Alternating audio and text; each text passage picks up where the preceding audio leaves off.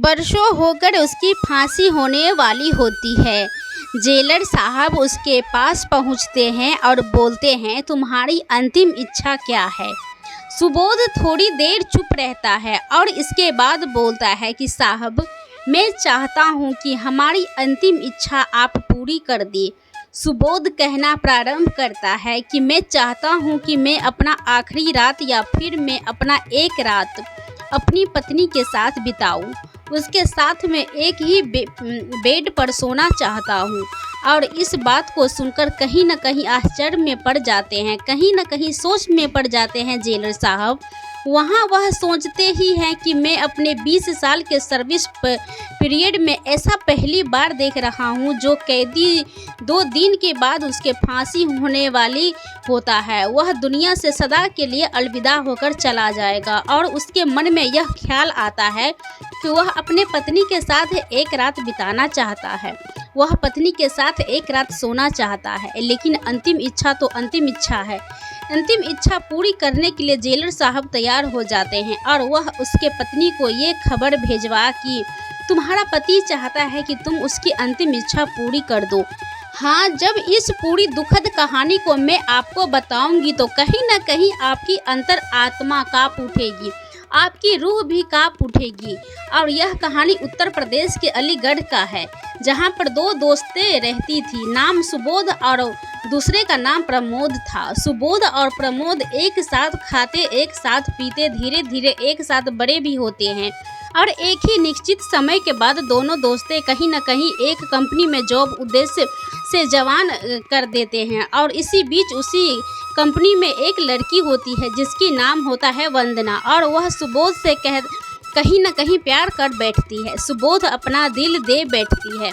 दोनों एक साथ मिलना जुलना, घूमना फिरना साथ होना जाता। सुबोध जब अपना टिफ़िन लेकर आता तो उसके टिफ़िन से कहीं न कहीं वंदना भी खा लेती है, और जब वंदना लेकर आती है तो उससे सुबोध भी निकाल के खा लेता है।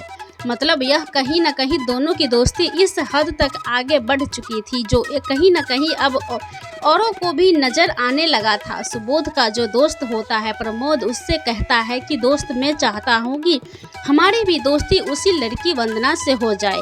तो कहते हैं ना कि कोई भी अपने गर्लफ्रेंड को किसी के शेयर नहीं करना चाहता है।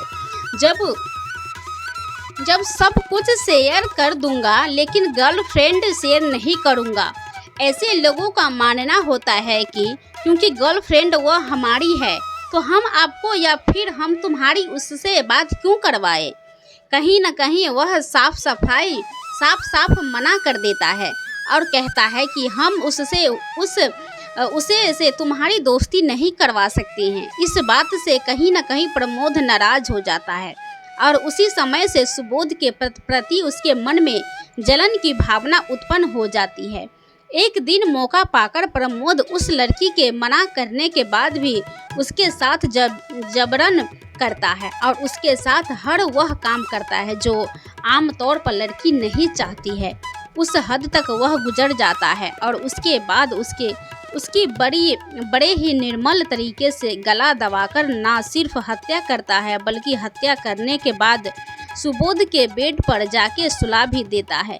बाद में वहां से फरार हो जाता है और उसके बाद खुद इस बात की सूचना पुलिस को फोन करके देता है कि एक लड़की ऐसे ऐसे यहाँ पर पड़ी हुई है, उसका डेड बॉडी पड़ा हुआ है। पुलिस मौके पर वारदात पहुँचते हैं और चूंकि उस समय सुबोध उस रूम पर पहुँचा हुआ होता है और सुबोध की गिरफ्तारी वहाँ पर हो जाती है। सुबोध यह सोचने पर मजबूर हो जाता है कि आखिर ऐसा हुआ कैसे, आखिर यह जो कृत्य हुआ है इस कृति को किया किसने। कहा जाता है ना कि जो मौके वारदात पर सबूत मिलता है वह सबूत ही सब कुछ होता है, और वह कहीं न कहीं सबूत के बल पर ही सारा काम होता है। सुबोध की गिरफ्तारी होती है, सुबोध को जेल भेजा जाता है और जेल भेजने के बाद तमाम तरह की चीज़ें होने लगती है। इसी बीच पोस्टमार्टम का रिपोर्ट भी आ जाता है। लड़की के पोस्टमार्टम का जब रिपोर्ट आता है उस रिपोर्ट में साफ साफ इस बात की पुष्टि होती है कि कहीं न कहीं इस लड़के का साथ पहले दुष्कर्म किया गया है और दुष्कर्म करने के बाद बड़े ही निर्मल तरीके से इसके गले दबाकर हत्या कर दी गई है। जैसे ही इस बात की पुष्टि होती है कि लड़की के साथ ऐसा कृत्य किया गया है, सब इस बात को लेकर इस लड़के को फांसी हो इसका डिमांड करने लगते हैं। जगह जगह कैंडल मार्च प्रारंभ हो जाता है। जितने भी राजनीतिक संगठन है, सामाजिक संगठन है, इस बात के लिए अपनी आवाज़ उठाते हैं कि जल्द से जल्द इस लड़के को फांसी की फंदे पर पहुंचाया जाए। और होता भी वही है। समय आने पर कहीं न कहीं वह सबूत के बेस पर सुबोध को फांसी की सज़ा जज साहब सुना देते हैं। आज एक बार फिर से एक निर्दोष को दोषी बनाया जाता है। वह भी दोष इतना कि कहीं न कहीं फांसी की फंदे तक ही उसको पहुंचा दिया जाता है। बरसों होकर उसकी फांसी होने होती है। जेलर साहब उसके पास पहुंचते हैं और बोलते हैं, सब सुबोध, बरसों तुम्हारी फांसी होनी है। अब परसों तुम्हारी फांसी होने वाली है। पूर्व कानून और संविधान में यह कहता है कि जिसको फांसी होनी होती है उससे पूछा जाता है कि तुम्हारी अंतिम इच्छा क्या है। तो उसी संविधान और कानून और न्यायालय का अनुपालन करने के लिए मैं तुम्हारे पास आया हूँ और मैं पूछ रहा हूँ कि तुम आखिर क्या है आखिरी इच्छा, तो तुम्हारी अंतिम इच्छा क्या है। सुबोध थोड़ी देर चुप रहता है और इसके बाद बोलता है कि साहब, मैं चाहता हूँ कि हमारी अंतिम इच्छा आप पूरी कर दें। सबकी अंतिम इच्छा पूरी होती है तो तुम्हारे भी अंतिम इच्छा पूरी होगी। सुबोध प्रारंभ करता है कि मैं चाहता हूँ कि मैं अपना आखिरी रात या फिर मैं अपना एक रात अपनी पत्नी के साथ बिताऊँ। उसके साथ मैं एक ही बेड पर सोना चाहता हूँ, क्योंकि बात अंतिम इच्छा की है। और इस बात को सुनकर कहीं न कहीं आश्चर्य में पड़ जाते हैं, कहीं न कहीं सोच में पड़ जाते हैं जेलर साहब। और वह सोचने की मैं अपने 20 साल के सर्विस पीरियड में ऐसा पहली बार देख रहा हूँ जो कैदी 2 दिन बाद उसको फांसी होने फंदे पर झूलना है और कहीं न कहीं वो दुनिया से सदा के लिए अलविदा होना चला जाएगा। उसके मन में यह ख्याल आता है कि वह पत्नी के साथ एक रात बिताना चाहता है, वह अपनी पत्नी के साथ एक रात सोना चाहता है। लेकिन अंतिम इच्छा तो अंतिम इच्छा होती है। इच्छा पूरी करने के लिए जेलर साहब तैयार हो जाते हैं और वह उसके पत्नी को यह सब खबर भिजवा देते हैं कि तुम्हारा पति चाहता है कि तुम उसकी अंतिम इच्छा पूरी कर दो। एक रात तुम उसके साथ बिता दो, एक रात उसके साथ तुम एक बेड पर सो जाओ। उसकी पत्नी वहाँ से घर से निकलती है और वह भी सोचती है कि चलो कोई ना कोई बात नहीं, आखिर है तो मेरा पति, चाहे वह दोषी हो या निर्दोष, कानून तो उसको दोषी मान चुकी है और कहीं ना कहीं वह ज़रूर इवाल्व होगा इस चीज़ में, तभी कानून भी उसको दोषी मान चुकी है।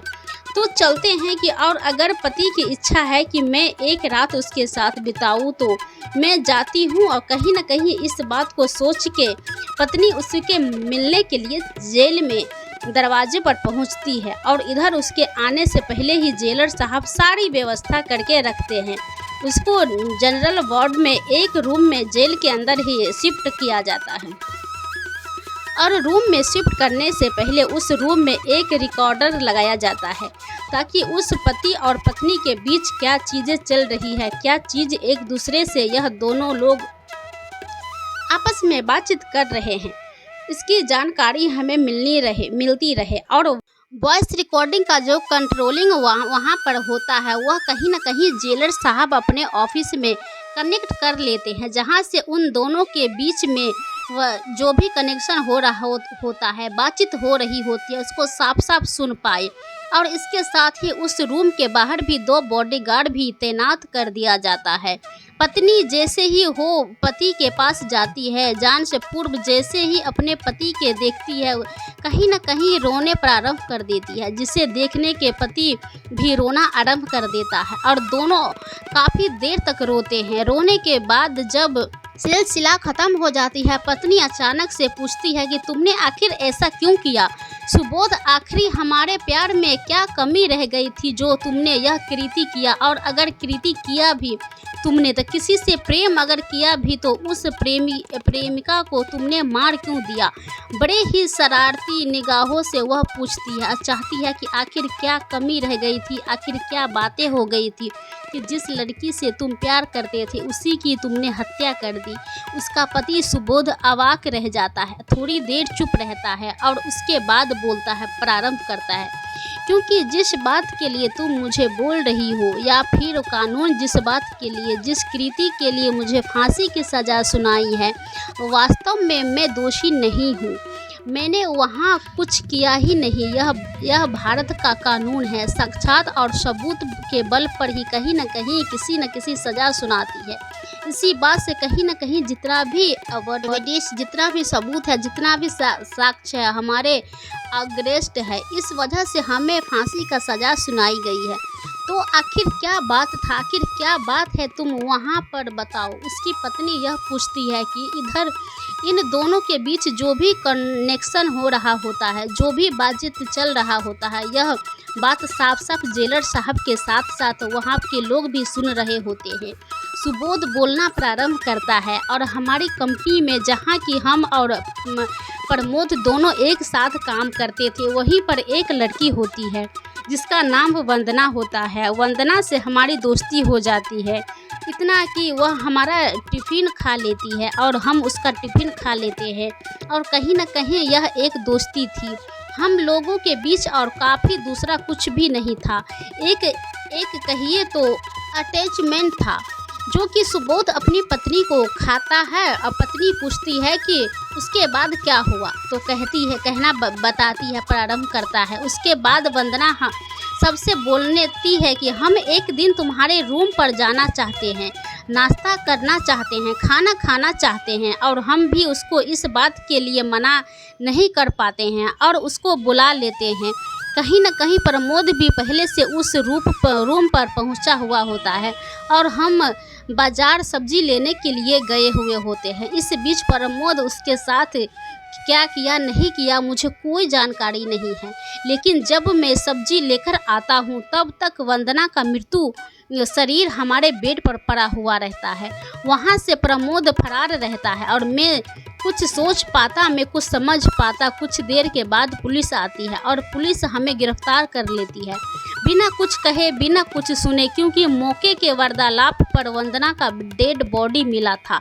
इस बात को लेकर कहीं न कहीं न्यायालय, साक्षात कानून, यह सब हमारे अग्रेस्ट होता है और पुलिस हमें वहाँ से गिरफ्तार कर लेती है। ऐसा कहकर वह कप के रोने लगता है, उसकी पत्नी भी रोने लगती है। दोनों काफ़ी देर तक रोते हैं, और यहाँ तक कि जो गेट के बाहर जो बॉडीगार्ड खड़े होते हैं उनकी इस बात को सुनकर वह लोग भी रोने लगते हैं। जेलर साहब अपने ऑफिस से ये सारा कुछ सुन रहे होते हैं, वो वॉइस रिकॉर्ड के माध्यम से उनके कानों तक जो आवाज़ जा रही होती है, वह बातें को सुनने के बाद कहीं न कहीं जेलर साहब के भी आंखें में आंसू आ जाता है। पूरा जेल का जो माहौल होता है वो कहीं न कहीं गम में बदल जाता है। सुबोध आगे अपनी पत्नी से बताता है कि भारत का कानून अंधा होता है, और कहीं न कहीं यह अंधा कानून ही है। काफ़ी इन्वेस्टिंग इसमें बहुत ज़्यादा कुछ नहीं हुआ है। साक्षात और सबूत के मौके पर वार्तालाप पर मिली हुई बेस पर हम फांसी का सज़ा सुना दी गई है। कोई बात नहीं है, अगर हम चाहेंगे तो हमारा और तुम्हारा मिलन भी होगा। तुम जाओ, तुम्हारे 2 बेटे हैं, बच्चों को अच्छे से देखना, और कहीं ना कहीं इस बात की जिक्र अपने बच्चों से मत करना कि हमारे साथ क्या हुआ था, नहीं तो आने वाले समय में कहीं ना कहीं कानून, शासन और प्रशासन पर से उन दोनों को मासूम बच्चे का भी भरोसा ख़त्म हो जाएगा। और यह बोल के सुबोध फिर से रोने लगता है। उसकी पत्नी जैसे ही थोड़ा सा आगे बढ़ती है, पूरा जेल का माहौल गमगीन हो गया था। सब लोग रो रहे होते हैं, बॉडीगार्ड के साथ साथ जेल के जितने भी स्टाफ है, कर्मी है, सब लोग रो रहे होते हैं। इस घटना को देख के जाते समय पत्नी पति को देखता है, और पति अपने पति को, मतलब सुबोध अपनी पत्नी को देखता है, और उनकी पत्नी सुबोध को देखना प्रारंभ करती है। दोनों एक दूसरे के मूड के देख रहे होते हैं और जब अपने पति को रोता हुआ देखती है तो फिर से उसकी पत्नी वहाँ पर पहुँच जाती है और ना सिर्फ पहुँचती है बल्कि उसके पैरों पर गिर पड़ती है और कहती है पतिदेव, आज मेरा और आपका ये आखिरी मिलन है। मैं चाहती हूँ कि 1 से 2 मिनट में और आपके पास रह जाऊँ। जेलर साहब इस बात की अनुमति देते हैं।